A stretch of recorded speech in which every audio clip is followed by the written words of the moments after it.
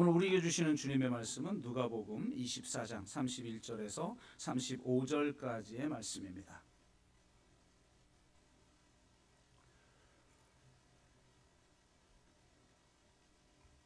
네, 누가복음 24장 31절에서 35절까지의 말씀을 우리가 한 목소리로 같이 읽도록 하겠습니다. 같이 읽습니다.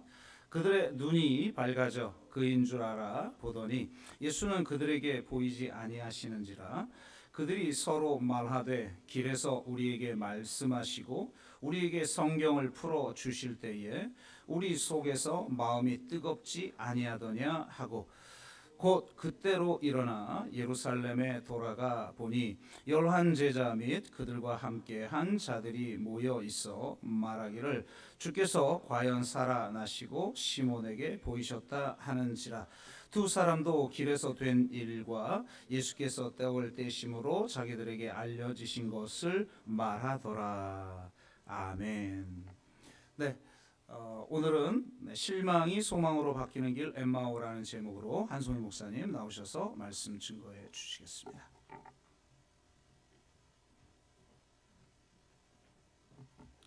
목사님께서 잘 광고해 주셨는데요. 제가 다른 곳에서는 많이 진행했던 글쓰기 수업인데 저희 교회 성도님들이랑 처음 진행하는 것 같습니다. 혹시 글을 좀 잘 써보고 싶다 이러시는 분들은 편하게 신청하시면 되고요. 또 이렇게 중년 이상이신 분들은 내가 좀 살아온 삶을 돌아보면서 어떤 삶을 살았나 정리를 하고 싶은데 좀 잘 정리하고 싶은 분들한테 도움이 되실 것 같아서 강의를 개설했습니다. 그래서 여러분들 그냥 편하게 하셔도 되고요. 혹시 만약에 신청자가 없으면 저는 쉴 수 있어서 감사합니다. 편하게 하시면 좋을 것 같습니다. 제가 올 한해 하늘의 삶을 위한 정의지대라는 주제로 여러분들과 같이 말씀을 나누고 있는데 지난주가 부활주의이기도 했고 부활절 이후에 어떤 말씀을 갖고 이 내용을 같이 함께 나눌까 해서 오늘 본문을 결정하게 됐는데요. 사실 부활의 사건은 우리 가운데 잊혀진 사건이 아니라 지난주 목사님께서 말씀해 주신 것처럼 지금 여기에서 부활을 살아가는 그런 현재 삶입니다. 그런데 저도 그렇고 여러분들도 그렇고 부활의 삶을 내가 어느 정도 깊이 내 삶 가운데 살아가고 있나 좀 점검해 봤으면 좋겠다라는 생각이 들더라고요. 그래서 사실 오늘 말씀을 준비하게 됐습니다. 우리는 그리스도인으로서 부활을 마땅히 지금 여기서 살아가야 되는 존재입니다. 그래서 그 느낌, 감각이 어떤 것인지 함께 좀 느껴보고 싶어서 예수님 당시에 부활하신 주님을 만났던 그 많은 사람들 중에 한 사건을 주목하게 됐습니다. 이미 여러분이 알고 있는 것처럼 부활의 첫 증인인 여인들이 있었고요. 그리고 디베랴 바다 갈릴리 호수에서 실망한 마음으로 고기를 잡고 있는 베드로에게 주님께서 나타나기도 하셨었죠. 그리고 부활의 의미를 다시 한번 확인받은 도마든 수많은 이야기들이 있는데 오늘 저와 여러분들은 엠마오로 가는 두 제자의 이 이야기에 집중하고 싶습니다. 사진을 먼저 하나 보여드릴 텐데요. 엠마오가 어디쯤 되는지 한번 좀 느껴보시면 좋을 것 같아요. 지도가 좀 작긴 합니다만은 예루살렘 북서쪽 위쪽에 있습니다. 성경학자들의 연구로는 정확하게 어느 지역인지는 100% 확신은 어렵다라고 합니다. 대략 추적을 했을 때에 예루살렘에서 한 북서쪽으로 11km 정도 떨어져 있는 지역입니다. 우리 개역개정에서는 25리라고 나와 있는데 정확하게는 대략 한 30리쯤 되고요. 11km 정도 되겠죠. 네, 자막 빼주셔도 됩니다. 히브리어로 하마라는 말에서 유래한 이 지명의 뜻은 따뜻한 샘, 온천이라는 뜻을 갖고 있습니다. 예수님께서 부활하신 날 아침, 그날 오후쯤에 엠마오로 내려가고 있는 이 두 제자에게 나타나신 건데요. 한 명의 제자 이름이 글로바라고 성경에서는 언급되어져 있고 또 다른 한 명이 나옵니다. 요한복음에도 글로바라는 이름이 나와서 아마 이 두 인물이 동일 인물일 수도 있다라고 추정은 하는데 정확하진 않습니다. 그리고 이 내려가던 길에 있었던 이 두 제자가 서로 부부 사이였다 이렇게 얘기하는 경우도 있고요. 제가 이렇게 좀 추정치를 말씀드리는 건 뭐 이들이 누구였는지가 그렇게 중요한 건 아닙니다. 어떻게 보면 예수님을 따라 같이 3년 제자로 살아가다가 예수님께서 십자가에 달려 죽으시고 난 다음에 그들은 뭔가 자기들이 기대하고 자기가 꿈꿨던 모든 것들이 제대로 되지 않으니까 그냥 내려가는 중이었던 것 같습니다. 그들이 왜 이렇게 내려가게 됐는지 추정할 수 있는 한 두 가지 정도가 있는데요. 당시 예수님께서 십자가 사건을 겪으실 때가 이스라엘 백성들에게는 유월절 이 기간이었기 때문에 흩어져 있는 많은 이스라엘 백성들이 유월절을 지내려고 올라옵니다. 순례길을 오죠.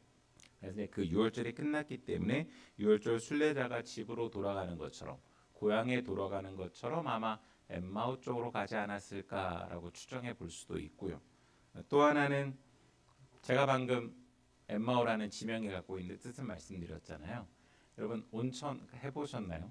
저는 예전에는 자주 했는데 지금 하지 않는데 저희 부모님께서 충청도 분들이시라서 수원보라는 온천에 가서 목욕도 하고 온천도 했는데 피로도 풀리고 건강에도 너무 좋더라고요. 그러니까 아마 이 지역이 그런 뜻을 갖고 있다 보니 굉장히 심정적으로도 그렇고 복잡했던 두 사람이 잠깐 안식, 쉼을 취하기 위해서도 내려갈 수도 있었다라고 추정해 볼 수도 있을 것 같습니다.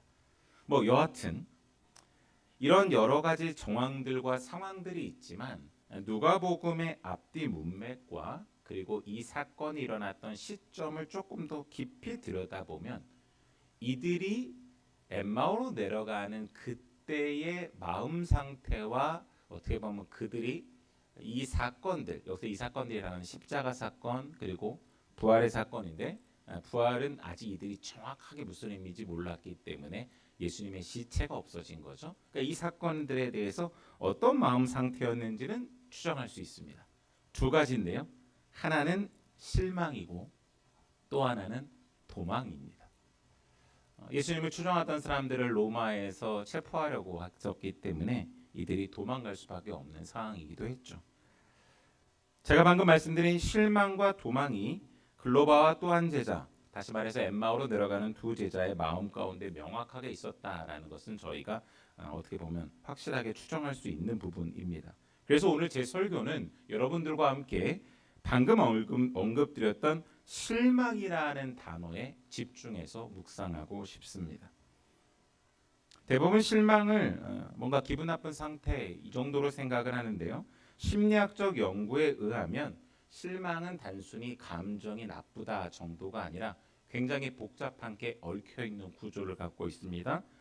기대, 인지과정, 대인관계가 밀접하게 연결되어 있는 결과물이다라는 것이죠.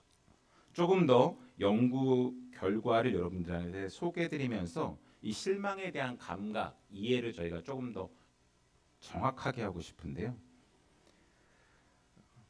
틸부르 대학교의 반다이크와 반더 폴리트라고 하는 연구자가 연구한 결과에 의하면 기대했던 긍정적인 결과가 이루어지지 않았을 때 발생하는 기대 불일치가 바로 실망으로 나타난다라고 이야기합니다. 말 별로 어렵지 않죠? 내가 기대했던 게 있어서 그 기대가 이루어지지 않으면 불일치되면 실망하더라라는 겁니다. 근데 저희가 이 연구에서 조금 더 주목해 볼 부분은 이 부분이에요. 실망의 강도, 다시 말해서 실망의 정도가 단순히 내가 결과가 실패했느냐 아니냐의 문제가 아니라요. 두 가지의 큰 영향을 받는다고 합니다. 첫 번째는 성공 가능성에 대한 믿음의 영향을 받는다라는 거예요. 그러니까 내가 이것이 정말 많이 성공할 것이다라고 믿음을 크게 가지면 가졌을수록 실망하는 정도가 크다라는 거죠. 그리고 두 번째는 투자한 노력에 대해 비례해서 커지더라라는 거예요. 그러니까 내가 많이 투자했으면 그것을 위해서 실망도 훨씬 크다라는 거죠. 제가 이것을 자세하게 설명드리는 이유는요. 오늘 엠마오로 내려가는 두 제자들이 어떤 마음 상태였는지를 정확하게 저희가 파악하고 싶어서입니다. 이런 현상들이 오늘 본문에 나오기 때문에 제가 이따 본문에서 더 자세하게 언급해 드리겠습니다. 네덜란드 심리학자인데요. 마르셀 제일렌버그가 연구한 그 교수와 함께 연구한 연구팀들이 밝힌 결과에 의하면 이 부정적인 감정 두 가지가 좀 구분할 필요가 있다라고 이야기하는데 실망과 후회죠. 근데 이 실망과 후회는 이것이 가져오는 통제 소재가 어디에 있느냐에 따라 구분이 된답니다. 말이 좀 어려운데요. 풀어서 설명드릴게요. 결과의 원인이 자신이 통제할 수 없는 외부 환경에 있으면, 그리고 불운 또는 타인에게 있다고 느낄 때 발생하는 게 실망이라는 감정이다라는 겁니다. 그러니까 내가 뭔가 내 통제 아래 있을 때에 조금 실패한 건 후회죠, 후회. 아, 이렇게 하면 어떨까? 근데 이런 것들을 벗어나는 외부의 어떤 환경, 불운, 타인에게서 느껴지는 게 큰 실망이더라라는 겁니다. 그리고 이로 인해서 후회보다 훨씬 더 큰 감정이 뒤따라오는데 그게 바로 무력감이다라고 합니다. 자기의 삶에 대해서 수동적인 태도를 갖게 되는 것이죠. 아까 기도하시는 기도자분께서도 기도해 주셨었지만 이번 주간에 세월호 사건이 있지 않습니까? 그러니까 그 부모님들이 통제할 수 있는 것들이 아니었잖아요. 그러니까 그런 데서 오는 실망감 자체는 크게 인생에 타격을 줘서 무기력감을 느끼게 하더라라는 것입니다. 이런 두 가지 연구 결과에서도 보는 것처럼 엠마오 마을로 내려가는 글로바 또한 제자에게도 이러한 것보다 어떻게 보면 훨씬 더 강력한 실망감이 있어서 그들의 삶을 어떻게 보면 놓아버리고 도망가는 중이었다라고 저희가 추정할 수 있다라는 거죠. 여러분, 이런 감각을 갖고 왜 오늘 그들에게 예수님께서 찾아오셨는가를 살피지 않으면 이 사건이 저희와는 무관한 사건이 되는 것이죠. 그래서 사랑하는 여러분, 오늘 이런 감각을 갖고 저희가 말씀 속으로 깊이 들어가 봤으면 좋겠습니다. 왜 이들은 그렇게도 실망하고 그렇게도 도망가고 싶었을까라는 것입니다. 오늘 저희가 함께 봉독한 성경 본문 앞쪽에 보면 누가복음 24장 13절부터 25절까지의 이 내용들이 잘 나와 있는데요. 제가 새 번역 성경으로 여러분들한테 한번 읽어드리도록 하겠습니다. 먼저 13절 말씀인데요. 함께 보실까요? 마침 그날에 그들 가운데 두 사람이 예루살렘에서 한 30리 떨어져 있는 엠마오라는 마을로 가고 있었다. 그들은 일어난 이 모든 일을 서로 이야기하고 있었다. 여러분, 밑줄 치셔야 되는 부분이 나와요. 그들이 이야기하며 토론하고 있는데 예수께서 가까이 가서 그들과 함께 걸으셨다. 원어 성경의 뉘앙스를 보니까 이야기하고 토론했다라고 하는 이 말은 그냥 한두 말하고 침묵하고 이런 게 아니라 이 일어난 사건이 자기들의 인생에 너무 중요하고 너무 혼란을 일으켰던 거예요. 자기네들은 십자가 사건이 일어날래야 일어날 수 없다고 생각하는 거죠. 그러다 보니까 두 사람이서 아주 격렬하게 토론을 했다라는 뉘앙스의 말입니다. 더더군다나 시체가 없어지지 않았습니까? 도대체 이게 무슨 일인가? 자기네들의 상식적으로 불가능한 사건이 자기들의 인생에 몰아치니까 이 둘은 이야기하면서 토론할 수밖에 없었던 것입니다. 자, 그러면서 16절 보실까요? 그러나 그들은 눈이 가려져서 예수를 알아보지 못하였다라고 써 있습니다. 또 하나 밑줄 쳐야 되는 부분이에요. 그들의 눈이 가려져 있었다라는 것입니다. 17절 예수께서 그들에게 물으셨다. 당신들이 걸으면서 서로 주고받는 이 말들은 무슨 이야기입니까? 그들은 침통한 표정을 지으며 걸음을 멈추었다. 여기도 밑줄 치셔야죠. 원어 성경의 뉘앙스를 보니까 이 침통은 단순히 기분 나쁜 정도의 얼굴이 아니라 굉장히 인생이 끝난 것 같은 표정이었다. 아까 말씀드린 게 맞죠? 실망한 게 맞아요. 엄청나게 실망을 해서 이들이 이야기를 주고받고 있는 중에 예수님께서 찾아오셨는데 그 예수님을 그들이 눈이 가리워져서 못 알아보고 있었던 겁니다. 근데요, 이게 조금 말이 안 됩니다. 제가 사진 하나를 더 보여드리도록 할게요. 한번 자막으로 보여주시면 감사하겠습니다.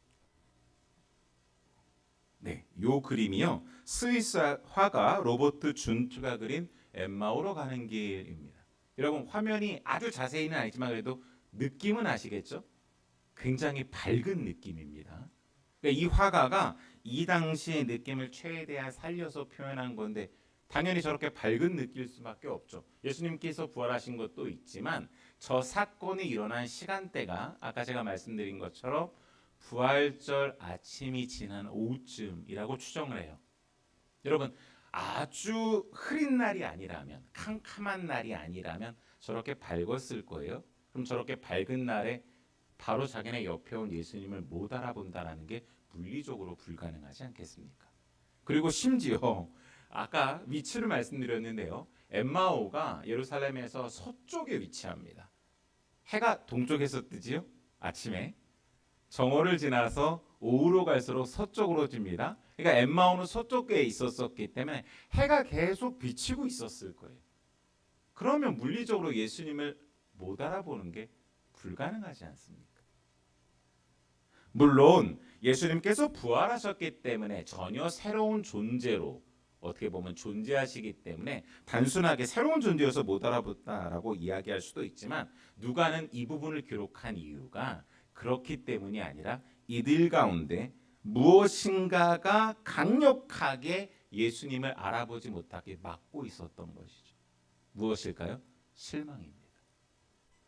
실망이라는 인생의 엄청난 것이 그들을 막고 있다 보니 그들 눈에는 예수님, 그들이 3년 동안 따라다녔던 예수님도 못 알아볼 만큼 그것이 큰 장애물이었다라는 것입니다.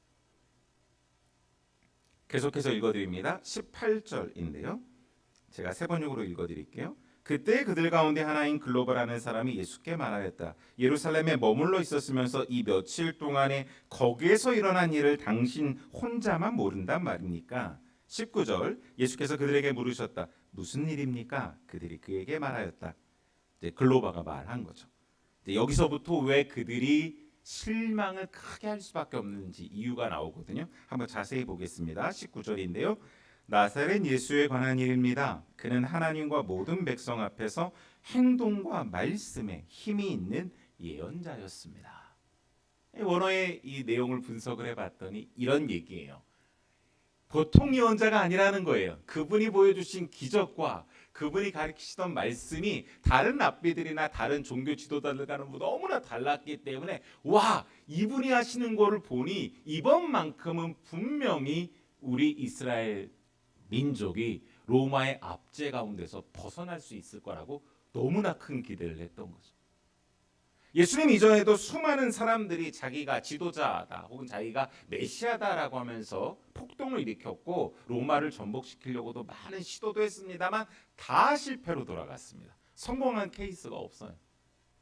그런 어떻게 보면 일들을 겪었던 글로바와 제자 또 다른 제자들 입장에서는 당연히 예수님께서 실제로 보여주시는 것들이 여기 방금 19절에 읽어드린 것처럼 그분이 하나님과 모든 백성 앞에서 행동과 말씀에 힘이 있는 예언자라고 기대했을 겁니다. 기대가 어마어마하게 컸을 겁니다. 그런데요 20절입니다. 우리는 대제사장들과 지도자들이 그를 넘겨주어서 사형 선고를 받게 하고 십자가에 못 박아 죽였습니다. 저희는 이거 별거 아니라고 생각하는데요. 이스라엘 백성들한테는 굉장한 충격이에요. 무슨 말이냐면 여러분 방금 예수님이 이 백성을 해방시킨 진짜 예언자다, 메시아다라고 생각했다라는 거예요. 그런데 자기네들이 평소에 존경하고 따르던 종교 지도자들이 로마에서 예수를 죽인 게 아니라 종교 지도자들이 그죠? 음해하고 모략해서 사형 선고를 내리고 죽였으니 자기네들이 존경하는 종교 지도자들이 자기네 백성을 구원할 메시아를 죽였으니 얼마나 혼란스럽겠어요? 그러니까 거기서 받은 실망감이 너무나 큰 겁니다. 그런데 한술 더 하죠? 뭐예요, 여러분? 십자가에 못 박아 죽여요. 상상할 수도 없는 거죠. 아니 영광스럽게 승리하고 싸워서 이길 거라고 생각했는데 말도 안 되게 십자가에서 가장 참혹하게 죽으니 그들의 입장에서는 기대가 완전히 무너지지 않겠습니까? 실망할 수밖에 없죠. 더더군다나 여러분 아까 제가 심리학적 연구 결과를 말씀드렸지만 이들이 투자한 노력이 얼마나 커요. 여러분 잘 아시겠습니다만 예수님께서 제자들 베드로를 포함해서 부르실 때 나를 따르라 하고 그렇죠? 다 버려두고 따르라라고 얘기하지 않습니까?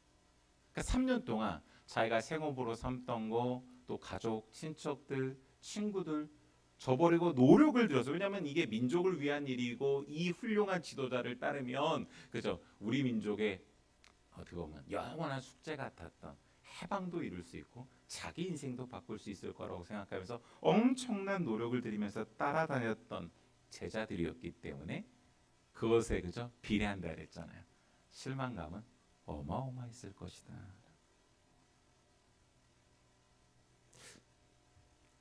대단히 죄송합니다만 이런 말씀 한번 드려봐요. 내가 예수를 믿는데도 별로 실망하지 않는 이유는 뭘까요?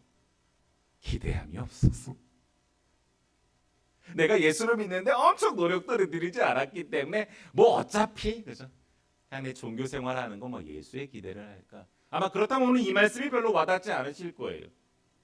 그런데요, 적어도 저희 교회는, 그리고 여러분들과 저는 예수가 그죠 내 인생을 바꿀 것이라고, 지금의 이 사회의 부조리한 문제, 이런 진짜 막 파괴적이고 억압적이고 전쟁 같은 이런 모든 것들을 종식시킬 거다라고 생각했는데 그런 것들이 일어나지 않으면 실망하지 않겠습니까?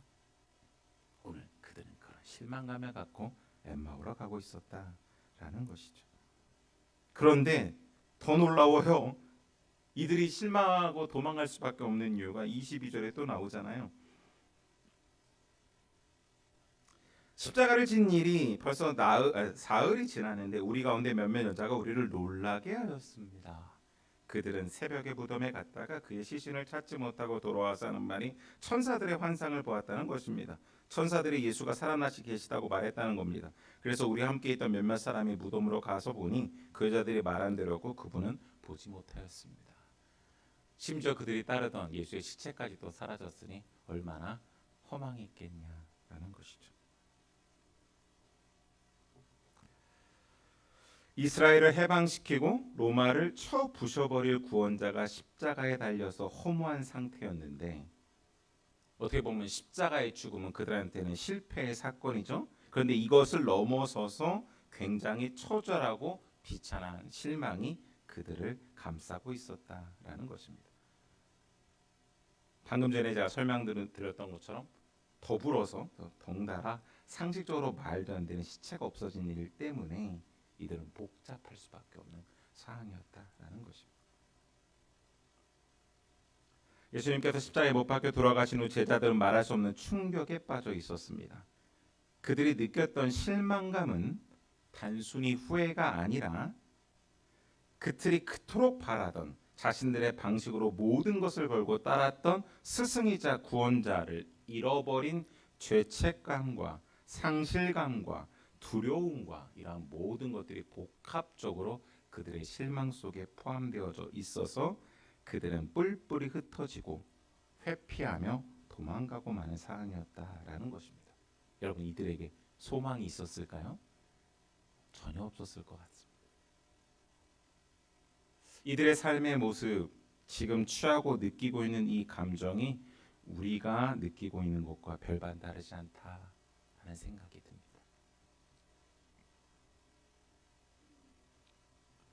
그런데 여러분, 이런 실망이요, 타인을 향하기도 하지만 이게 우리 자신에게 향하게 되면 굉장히 위험해집니다. 실망이 크면 클수록 자기 비하와 자기 혐오가 깊어질 수밖에 없고요. 그것을 직면하는 것이 힘들다 보면, 원래 직면해서 삶을 헤쳐가야 되잖아요. 그런데 그것이 어려워지게 되면 도망을 선택하게 되죠. 도망은 자기 고립과 자기의 삶을 포기하는 방향으로 작동됩니다. 그러니 실망을 그냥 그대로 놓고 방치할 수 없다라는 것이죠. 실망을 방치하면 굉장히 위험해지기 때문에 그렇습니다. 제가 어떤 드라마를 봤는데 이 드라마의 어떤 대사가 저한테 굉장히 와닿아서 오늘 본문과 연결되기 때문에 여러분한테 한번 좀 소개해드리려고 하는데요. 이 드라마의 주인공은 이런 상황이었어요. 어렸을 때 두 부모를 사고로 잃게 됩니다. 그래서 어린 남동생을 자기가 다 케어해야 되는 상황이었어요. 너무 참 비참한 상황이잖아요. 그래도 나름 삶의 의지를 갖고 시도하고 도전하면서 헤쳐나오다가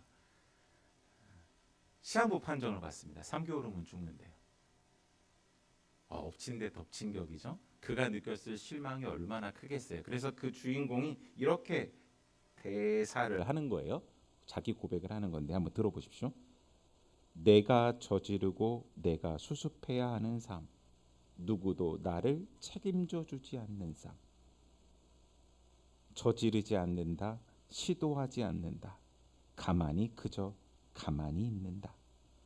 내 삶은 가만히의 연속이었다. 시도하지 말았어야 했다. 실망이요, 자기 자신에게 향할 때 그는 더 이상 소망을 갖지 않게 됩니다. 시도하지 않아요. 방치하게 되는 것이죠. 어디 개인만 그렇습니까? 사회도 마찬가지겠죠.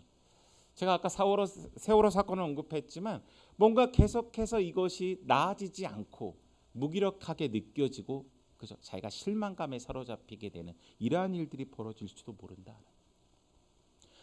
끊임없이 전쟁이 일어나요. 지금 내가 뭔가 좀 다시금 재건하고 내 삶을 수습하려고 내 일상을 하는데 또 전쟁이 일어나고 또 폭압적인 상황이 펼쳐진다면 그들이 느끼는 실망, 무기력, 그리고 도전하지 않고 그냥 시도하지 않으려고 삶을 방치하는 것까지 가게 되더라라는 것입니다. 그러니 여러분, 이러할 때 어떻게 해야 되겠습니까? 이렇게 방치한 대로 과연 부활을 여기서 살아낼 수 있을까라는 것이죠. 주님은 이런 우리의 안타까운 모습을 그냥 방치하고 싶지 않으셨던 것입니다. 그래서 40일 동안 끊임없이 제자들에게 찾아가셔서 나타나신 것이죠. 그리고 그들에게 무엇인가를 하셨어요. 오늘 이제 여러분에게 이 두 가지를 말씀을 드릴 겁니다. 그대로 방치하면 그들은 더 이상 살아갈 소망이 없는 거죠. 오늘 이렇게 제자들에게 찾아오셔서 그들에게 실망을 소망으로 바꿔주시는 이 놀라운 역사가 우리의 삶에도 있기를 간절히 축복합니다. 꼭 그렇게 되셨으면 좋겠습니다. 25절입니다. 제가 읽어드릴게요. 예수께서는 그들에게 말씀하셨다. 어리석은 사람들입니다. 예언자들이 말한 모든 것을 믿는 마음이 그렇게도 무디니 말입니다. 아멘. 이렇게 기록합니다. 자, 여기 나와 있는 이 무디다라는 원어의 의미를 조금 더 살펴보니까 이렇게 해석이 돼요. 마음이 굼뜨고 무뎌진 상태. 다시 말하면 그들의 실망이 그들의 마음 자체를 더 이상 삶을 살고 싶지 않게 만드는, 그리고 뭔가 새로운 것들에 반응하고 적극적으로 행동하게 하는, 내가 기대를 갖고 도전하고 뭔가 나아질 수 있다라고 하는 이런 모든 것들을 무뎌지게 하는 상태로 만들었다라는 것입니다. 그러니 여러분, 그 상태는 그에게 뭔가를 가르치고 새롭게 도전해보라고 말하는 모든 게 먹히겠습니까? 안 먹히죠.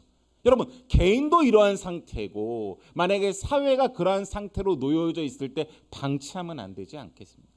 그러니 오늘 주님께서 그들에게 찾아오셔서 이러한 마음의 상태를 깨뜨리고 풀어주고 다독이면서 해결해 주셨어야 됐습니다. 그래서 오늘 주님께서 찾아오신 거예요. 마음이 무뎌진 상태, 굼뜬 상태가 있으면, 다시 말해서 실망이 깊어져서 포기하고 도망가는 상태이면 소망을 가질 수도 없고 일상의 삶을 살아갈 수도 없습니다. 살아있어봤자 죽은 것 같은 상태였다라는 것이죠. 그래서 이제 말씀 결론으로 가는데요. 누가복음 24장 26절에서 27절까지 주님이 하셨던 첫 번째 행동이 나옵니다. 한번 같이 보겠습니다. 그리스도가 마땅히 이런 고난을 겪고서 자기 영광에 들어가야 하지 않겠습니까? 그리고 예수께서는 모세와 모든 예언자에서부터 시작하여 성경 전체에서 자기에 관하여 써놓은 일을 그들에게 설명하여 주셨다. 아멘. 이렇게 기록합니다. 사실 그들이 기대함도 있었지만 그들은 정확하게 성경에서 말하는 모세 오경부터 해서 예언서 선지서에서 말했던 그 내용들이 뭔지를 정확하게 모르고 오해하고 있었던 것이죠. 왜 그러냐면 여러분, 이게 아다르고 어다른 건데 제가 한번 말씀드려 볼 테니까 구분을 해보세요. 그들 마음속에는 메시아는요, 이스라엘을 고난에서 구원하시는 분이에요. 이렇게 이해했다라는 겁니다. 맞죠? 근데 여러분 자세히 보세요.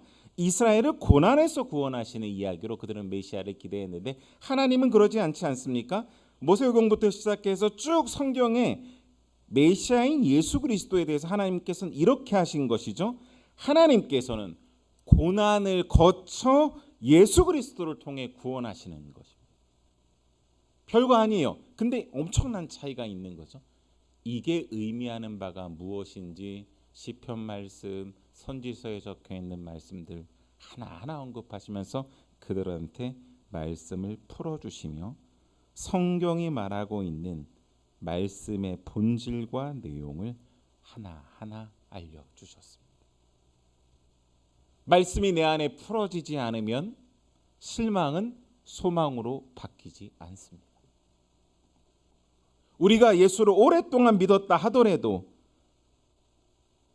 내 안에 이 말씀이 정확하게 풀어지지 않으면 우리는 계속 실망 가운데 우리의 인생을 대할 수밖에 없다라는 것입니다. 성경 전체를 관통하는 이 진리, 이 말씀의 진수를 주님께서는 풀어주셨고 이것이 살아 역사에서 우리의 삶에 실망과 도망에 묶여있는 우리의 삶에 새로운 소망을 갖게 하시는 역할을 하게 됩니다. 잘못 알고 있는 말씀을 깨우칠 뿐만이 아니라 그 말씀이 내 삶에서 어떻게 실제로 작용하는지 말씀을 풀어주시면서 우리로 하여금 실망에서 소망으로 바뀌는 역할을 해주셨다라는 것입니다. 그런 의미에서 여러분과 제 자신에게 첫 번째로 도전하고 싶은 것이 있습니다. 만약에 한번 생각해 보세요. 제가 나름 그래도 한 25년 동안 목사로서 매주마다 빠짐없이 설교를 했거든요. 나름 성경에 대한 지식이 있지 않을까요? 근데 제가 만약 말씀을 준비하면서 내가 이 말씀을 그죠? 제대로 알고 이 말씀으로 양육받으면서 성장하려고 생각하지 않는다면 어떻게 되겠습니까? 얼마나 오래 예수를 믿었느냐, 많은 지식을 알고 있느냐가 중요한 게 아니라 말씀이신 예수께서 내 안에 그 말씀을 진정으로 풀어주시지 않으면 나의 실망은 소망으로 바뀌지 않는다. 살아가면서 수많은 인생의 어려움을 겪지 않습니까? 그런데 말씀이 내 안에서 살아 움직이는 놀라운 이 말씀의 양육이 계속 진행되어지지 않으면 내 신앙은 멈추고 그곳에서는 실망과 도망만 가득하다는 것이죠. 더 이상 기대하지 않는 거예요. 이 사회가 나아질까? 교회는 세상의 대안이 될 수 있을까에 대해서 소망을 가질 수 없는 겁니다. 그러니 사랑하는 여러분, 올해 말씀으로 양육받으면 내 믿음이, 내 신앙이, 내 말씀이 더욱더 깊어지기를 간절히 소망합니다. 그러지 않으면 우리는 성장하지 않고, 그러지 않으면 우리의 실망은 더욱더 커지고 기대함은 없고 주께서 허락해 주시는 부활을 살라고 하는 이 새로운 소망은 우리의 현실에 나타나지 않을 것입니다.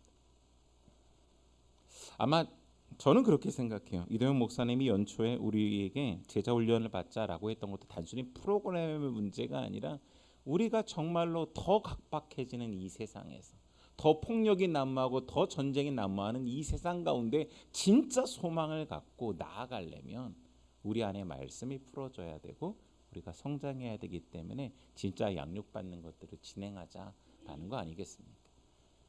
그러니 우리 교회에서 양육이 시작되든 안 되든 상관없이 내가 내 스스로 결단해야죠. 하나님, 이전보다 내가 더욱더 말씀에 깊어지기를 원합니다. 두 번째입니다. 예수님께서는 이렇게 말씀을 풀어주시는 것 외에 또 한 가지 아주 중요한 일을 하시는데요. 누가복음 24장 30절입니다. 제가 세 번역으로 읽어드릴게요. 그리고 그들과 함께 음식을 잡수시려고 앉으셨을 때에 예수께서 빵을 들어서 축복하시고 떼어서 그들에게 주셨다. 여러분, 식탁의 교제를 가지신 건데요. 최후의 만찬 기억하시죠? 그 자리에는 12명의 제자만 참여했습니다. 이 글로바와 또 한 제자는 참여하지 못했죠. 하지만 3년 동안 예수님과 함께했던 모든 제자들은 이 식탁의 교제를 일상에서 늘 하던 거였습니다. 그러니까 그때 예수님께서 빵을 떼시고 나눠주시고 축복하시고 축사하시고 이런 행동들은 늘 경험했던 거예요. 그럼 예수님께서 그들의 삶에 오셔서 실제로 함께 하셨던 행동들로 보여주신 겁니다. 그때에 드디어 제자들이 예수님인 걸 깨닫죠. 이 장면을 굉장히 생생하게 우리로 하여금 기억하고 한번 생각해 볼 수 있는 사진이 그림이 하나 있어서 여러분한테 지금 소개해 드리려고 하는데요. 한번 보여주셨으면 좋겠습니다. 네, 저 그림이에요. 저 한번 띄워놔 주세요. 제가 설명을 드릴게요. 카라바조라고 하는 화가가 바로크 시대를 대표하는 화가인데요. 이 분이 그림을 그릴 때는 이런 특징이 있다라고 합니다. 화려한 상징보다는 현실 속 인물의 표정과 몸짓에 집중을 한다고 합니다. 빛과 어둠의 극적인 대비를 통해서 그리고 구체적인 손과 눈이 어떻게 움직이는지를 표시하는 게 이 사람 그림의 특징이었다라고요. 그러니까 여러분 나중에 한번 인터넷 찾아가서 저 그림을 자세히 살펴보십시오. 저 그림에 보면 그런 인물들의 손과 눈의 움직임이 아주 명확하게 보이거든요. 그리고 무게감 있는 정적을 통해서 자기가 표현하고 싶은 어떻게 보면 주제를 그림에 담았다라고 합니다. 특별히 그는 이 엠마오의 저녁시다 1606년 작품인데요. 이것을 통해서 신앙의 순간이 어떻게 현실감 있게 존재하는가를 잘 표현했다라고 해요. 그의 대표작 중에 하나가 이 그림인데 여러분 이 그림은 엠마오로 내려가던 두 사람에게 부활하신 예수님께서 나타나시고 함께 식사하는 장면을 그린 겁니다. 그러니까 이 작가가 이 장면을 어떻게 그렸는지 저희가 좀 카라바조가 이 극적인 순간을 어떻게 표현했는지 그림을 보면서 한번 느껴보도록 하겠습니다. 예수님이 저 가운데 있고요. 여러분이 바라보실 때 오른쪽에 있는 제자인데 이 제자는 자리에서 벌떡 일어나 있는 모습입니다. 눈이 가려져서 안 보이다가 그죠? 예수님인 걸 알고 벌떡 놀라서 일어나는 거죠. 그리고 왼쪽에 있는 제자는 두 팔을 벌려 경탄을 표하고 있습니다. 그들의 실망이 예수 그리스도 부활하신 새로운 존재, 그들의 소망이 되시고 그들의 인생뿐만 아니라 인류의 역사를 바꾸실 놀라운 소망 되신 그분을 드디어 알아보고서는 깜짝 놀란 거예요. 근데 여기까지만 표현해도 되는데 참 재밌습니다. 이 카라바조 화가가 우리로 하여금 뭔가 생각해보고 싶게 만들었나 봐요. 저 식탁의 자리에 저기 위에 두 명이 더 있죠. 그 사람들의 표정을 보고 어떻게 봤더니 제자들과 달리 서 있는 저 두 명은 의심의 눈길로 예수님을 바라보고 있었다라는 겁니다. 나중에 집에서 한번 꼭 찾아서 저 사람들의 표정을 보시면 좋을 것 같습니다. 여전히 저 사람들은 실망하고 있는 거예요. 여전히 기대하지 않고 여전히 무기력하고 여전히 방치한 채로 놓여져 있다라는 겁니다. 왜 주님께서 이 식탁의 교제를 가지셨을까? 여러분, 최후의 만찬은 성찬입니다. 주님께서 우리를 위해서 찢기시고 주님께서 우리를 살리기 위해 흘리셨던 그 피를 기념하면서 그죠? 말씀이 육신이 되는 것이 무엇인가를 우리 가운데 선명하게 보여주고 있습니다. 우리의 일상 속에 말씀이신 그분이 육신에 대해서 들어와 계시는 것, 그리고 그러할 때에 우리의 일상이 실망에서 소망으로 바뀌는 것들, 이것이 엠마오로 가는 두 제자의 식탁의 교제를 통해 예수님께서 선명하게 보여주고 계시는 사건이다라는 것입니다. 우리가 부활을 살기 원한다면 바로 우리가 이런 일상에 부활이신 주 예수 그리스도를 초대해야 되는 줄 믿습니다. 나의 자녀를 보면 소망이 없어요. 우리가 기대했던 만큼 훌륭하지 않거든요. 그런데 여러분 언제까지 그러고는 이 아이를 방치해 두고 있을 겁니까? 이 아이의 인생에 부활의 주님께서 오시도록 양육에 내가 자녀를 양육하는 그곳에 예수님 말씀이 육신이신 그분을 초대해야 되지 않겠습니까? 내가 나의 꿈을 꾸고 계획을 세우는 곳에 계속해서 합격하지 못하고 내가 머무르고 있다고 우리를 방치하면 무기력하게 우리의 삶이 자꾸 무너질 텐데 우리보다 더 주님께서 안타까워하실 겁니다. 주님께서 찾아오시잖아요. 오늘 이 말씀처럼 그 실망이 도망이 소망이 될 수 있도록. 한국 교회가 이제 세상의 걱정거리입니다. 예전에는 교회를 보고 소망을 가졌는데 그렇지 않아요. 언제까지 우리가 한국 교회를 이렇게 방치할 겁니까? 교회인 우리가 우리 자신을 이대로 방치하게 둘 수는 없지 않겠습니까? 그래서 오늘 주님께서 찾아오셔서 말씀을 풀어주시면서 양육하시고 그 다음에 일상의 자리, 그 식탁의 자리에서 말씀이 육신이 되어 우리의 일상에 함께 하시는 놀라운 그렇죠? 평안을 허락을 해 주십니다. 말씀을 맺습니다. 오늘 말씀 뒷부분에 연결되는 이런 구절이 나와서 소개해드리고 마치려고 하는데요. 33절입니다. 그들이 곧바로 일어나서 예루살렘에 돌아와서 보니 11 제자와 또 그들과 함께 있던 사람들이 모여 있었고 모두들 주님께서 확실히 살아나시고 시몬에게 나타나셨다 하고 말하고 있었다. 그래서 그 두 사람도 길에서 겪은 일과 빵을 떼실 때에 비로소 그를 알아보게 된 일을 이야기하였다. 그들이 이런 이야기를 하고 있을 때 예수께서 몸소 그들 가운데 들어서서 말씀하셨다. 너희에게 평화가 있으라. 샬롬 말씀하십니다. 실망하는 제자들과 사람들에게 부활하신 주님은 여러 번 나타나셨습니다. 그들에게 일상의 평안의 인사를 건네시면서 실망하고 도망가려고 했던 그들에게, 소망을 없이 살아가려고 했던 그들에게 도전해도 된다고, 기대해도 된다고 다시 한번 소망을 심어주기 위해서 부활하시고 난 이후에 40일 동안 계속 나타나신 것이죠. 이것을 직접 경험할 때에 그들의 삶을 새롭게 살게 하는 다시 한번 기대와 도전을 하고 나아가지 않습니까? 성령을 기다리라고 하는 그 말씀을 붙들고 성령의 역사를 경험하면서 그들은 새로운 인생으로 그리고 역사 가운데 나아가게 됩니다. 아마 이들에게 오늘 주님께서 찾아오신 것처럼 실망을 소망으로 바꾸는 일들이 없었다면 성령의 역사를 기대하지 않았겠죠. 다시 시도해보고 도전하지 않겠습니까? 실망 가운데 있으면, 도망 가운데 살아가면 부활의 삶, 소망의 삶을 시도하지 않게 됩니다. 주님께서는 우리를 사랑하시기 때문에 실망 가운데 머물지 말고 도망가서 포기하고 주저앉고 방치하지 말고 내가 너희와 함께 할 테니 다시 시도해 보라고 찾아오신 사건입니다. 엠마오로 가는 길에서 말씀으로 양육하시고 일상의 삶에 말씀으로 임하시는 부활의 주님과 동행하는 놀라운 축복. 그래서 실망에서 소망으로 바뀌는 전이지대가 이번 기쁨의 50일 가운데 저희 가운데 있기를 간절히 축원합니다. 꼭 그렇게 되셨으면 좋겠습니다.